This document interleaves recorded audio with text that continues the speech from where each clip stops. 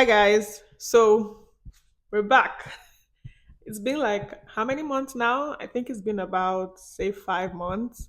I know. There's just been a lot, and I'm super sorry. I've kept you guys, waiting for so long. And most especially, I want to say thank you to those who, have been here, been checking on me.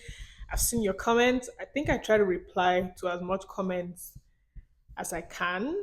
I think. I'm not sure. And I've had a lot of people come to my Instagram DMs to harass me, but in a good way. I mean, yeah, like checking up on me. Hey, we need to put out a video. Like, you guys have literally been stalking me everywhere. So I then decided to say, you know what? I can as well just come, show my face, apologize, and we'll be good again. Does that sound nice? Okay. So for those of you that will be seeing this video for the first time or come across my channel for the first time, my name is Thelma. I make videos about living in Quebec, which is the French province in Canada. So I typically give guidance, tell people what it's been like since I came. So I'm a new immigrant. I landed in Canada 9 months ago, almost 10 months now. So yeah, so if it's something you like, you can, just sit back, relax, subscribe to my channel if you haven't already done that. And to my OGs, thank you guys for sticking with me. So today's video, I'm gonna make it really short, and this is because I have so much content that I want to shoot, but this has come as highly demanded. Like I said earlier, people have harassed me in my DMs, and the questions I've been getting is, "Oh, we need to get like info on how you came to Quebec and all of that." I've had that question from Twitter, I've had that question from Instagram, and even on the channel, right? So I was like, you know what? Before I, make my grand entry, or would I say grand re-entry back into YouTube, I'm just gonna help people on that. In my head, I think I'd covered that part in my old videos. So if you haven't seen my old videos, it's a good time to check it out and just kind of like link everything together. But I'm gonna make this video specifically to touch on that. Does that sound great? Okay, let's get right into it. I came in through the Quebec Skilled Immigrant Program. I think that's what it's called. If you literally just Google Quebec Skilled Immigrant, you would see it pop up, right? And just like every other PMP, this program is catered to skilled workers, right? People who are highly demanded in the province. And that, I think, so I need to do a disclaimer. I'm not a licensed immigration specialist or consultant. So I'm giving this info based on my personal experience and, research that I have done in the past, just to give you guys some sort of guidance, but don't take my information to the T. If you need recommendations on licensed immigration consultants, please DM me and I can refer you to some, right? While I believe in DIY, because I also did it myself, it's okay if you're lost and you need some sort of guidance. That's why those immigration specialists are there. Okay. So like I said, it's just like regular PMPs for provinces. For other provinces, you find them saying, hey, they need certain type of people to come in and they call them, right? So for Quebec, they have this program, and this application is basically done through the Arima portal, right? So Arima is spelled Arima. So if you Google Arima, it will pop up. All the information you need is there, right? Try and open it up on Google Chrome. So in case you find like French content, you're able to translate it to English so you understand better, right? Right. So basically, for this program, in all sincerity, you need to have taken the TEF exam, right?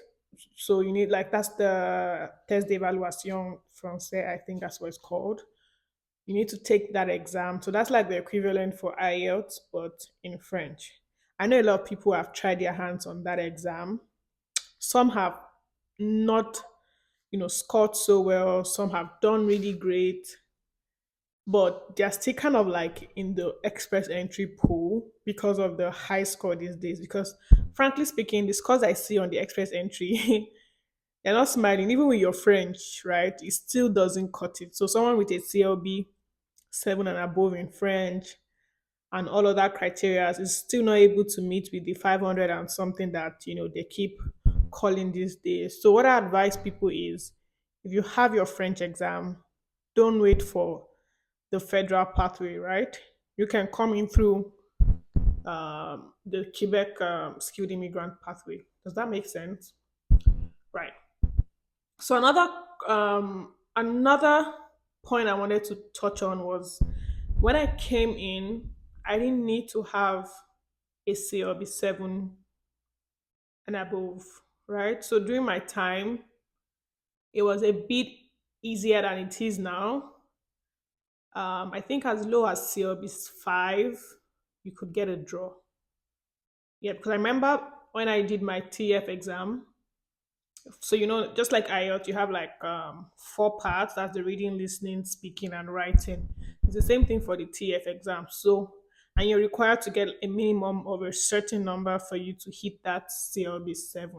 So in one of those cadres, I did not get the required score to be for everything to be like a CLB 7 in total, right? While I was getting like CLB 9, CLB 10 in like writing, speaking, and the rest.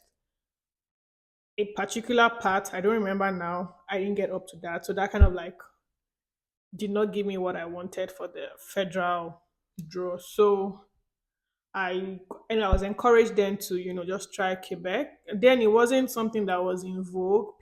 I didn't for once think that I was gonna end up living in Quebec, right? So it was just something that I just did out of, okay, for what it's worth, let me just put in my credentials and everything, and apply to these guys. And you know God being kind, they had like couple of draws after, and I got in. So that's like another story for another day.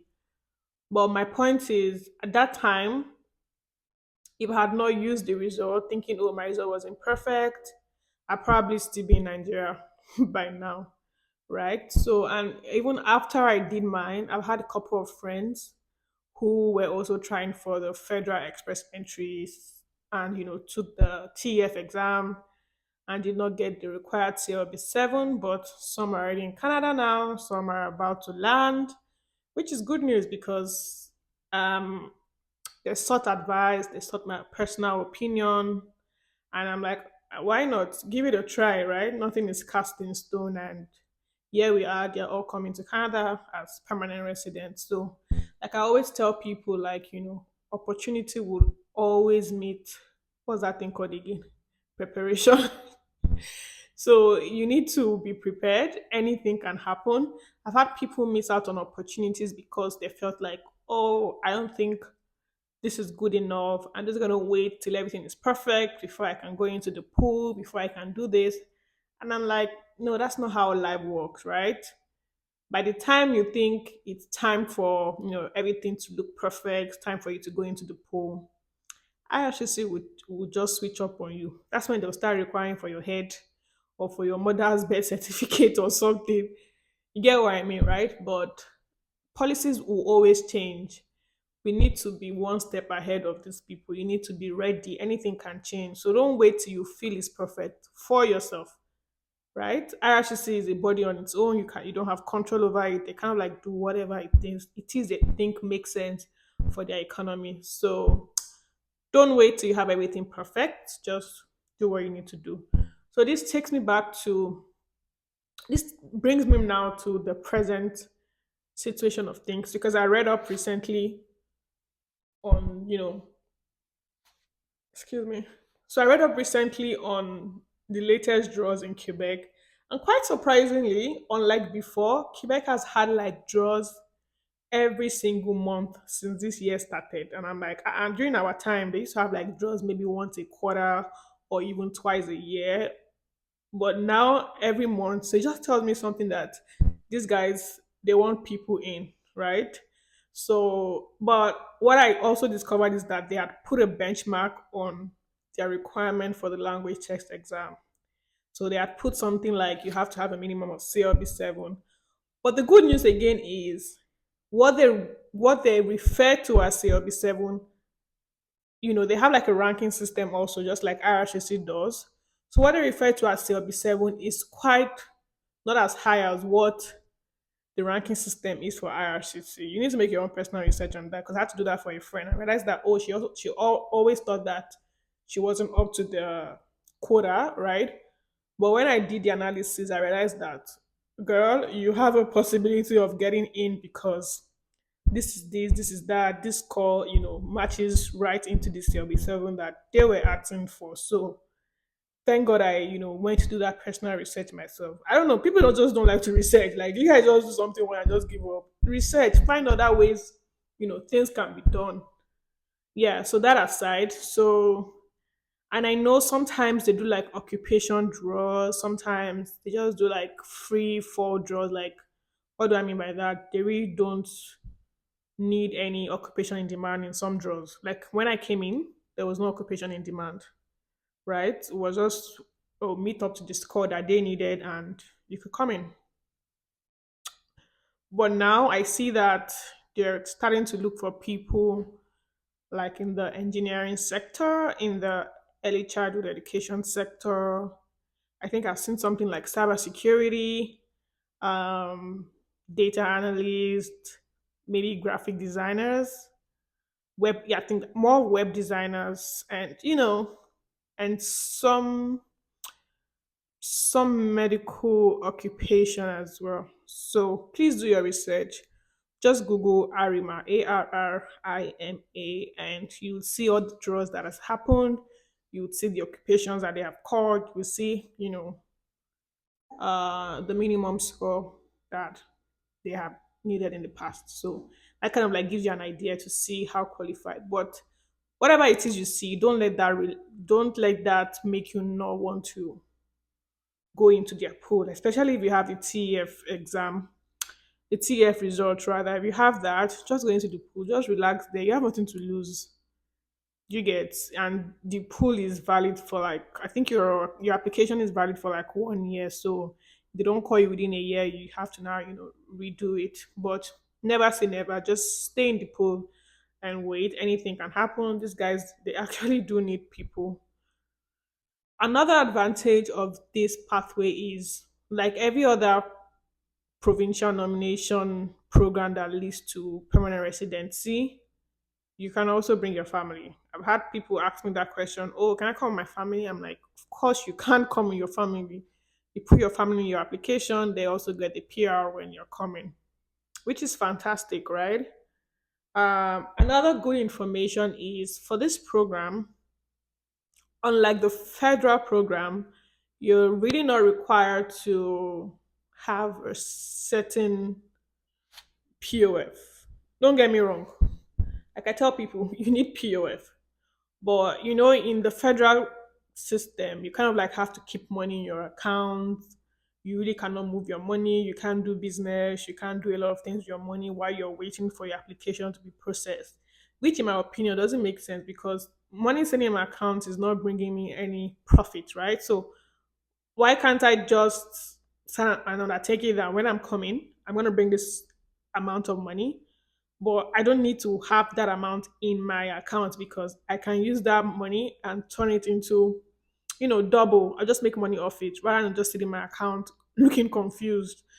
So for this program, what you basically need is you're going to sign a document to say, hey, depending on your family situation, when I came, I think I needed just $3,300 as proof of fund.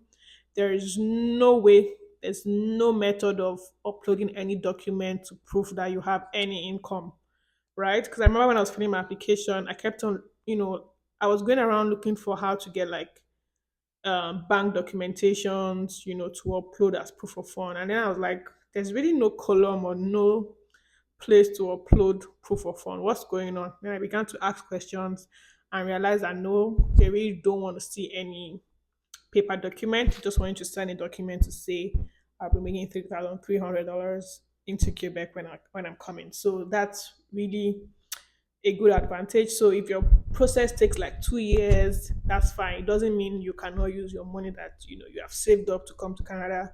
You can use your money to do other things. Just ensure that you have that amount of money once your application is finalized and you're ready to come. Because in truth, you're gonna need that money. Okay, so I think those are like the key things or key advantages of coming in with this program. You can come in with your family. It's lesser proof of fund. Even IELTS, is IELTS important? It is, but it's not as important as the TEF, right? So when you go into the pool, there's like a grading system. The points you get from IELTS is almost inconsequential, right? So I tell people that want to go through this route, like, focus your time and energy trying to pass TEF. Once you pass the TEF exam, it covers whatever points you're going to probably get from IELTS, right? So aside from the TEF, there's also DELF. There's a DELF exam that you can take, and that qualifies you also.